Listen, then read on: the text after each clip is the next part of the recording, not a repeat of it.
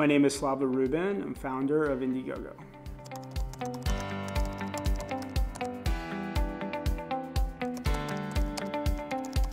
So when we started raising money after we launched in January 2008, we had a plan which was to be able to launch the company in Q1, be able to get case studies in Q2, and then actually start getting press and raise money in Q3. But in Q3 of 2008, the biggest market crash basically of all of the US ever happened. And that really reminds me of a story related to Mike Tyson, which is he was fighting Michael Spinks. And everybody was talking about it. People were getting excited because Michael Spinks was also undefeated. And there was a lot of hype. And then the fight happened, and Mike Tyson beat him actually in 91 seconds. So then the commentator goes up to Michael Spinks and says, "What happened?" He's like, "Oh, I don't know, Mike Tyson's pretty great." He's like, "Oh, but you were supposed to beat him, you were taller, you had more length." "I don't know, Mike Tyson's, he's pretty tough." So they went to Mike Tyson and they said, "Hey, what'd you think?" He's like, "Yeah, it was good. I thought it was a good fight." It's like everybody was talking about Michael Spinks, he was supposed to beat you, he had the plan, what do you think happened? He said, "Everybody's got a plan until I punch him in the face."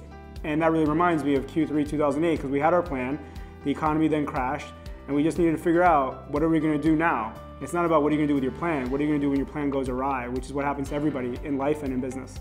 Yeah, so people interact with me all the time, and they ask, when is it that you knew that you made it? Or how do you know that you finally accomplished something? And really, to this day, I'm still trying to figure out, how to improve and how to get better. But the one moment a few years ago that really resonated is I used to track Twitter and watch when people were saying, and one weekend, somebody said, "Oh, can't make it, gotta work on my Indiegogo." So I tracked that conversation back through the thread, and it was actually these two women going back and forth saying, "Hey, you wanna come to a concert with me? No, can't make it. Oh, it's gonna be great, I got free tickets. Sorry, I'm working on my Indiegogo campaign video."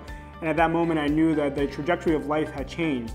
There used to be Air, and now there's Indiegogo that we created, and these two women now, their lives were changing as to how they would interact with each other because of Indiegogo. And I just thought that was awesome that we're having an impact on day-to-day life on people around the world. I would say people should be passionate.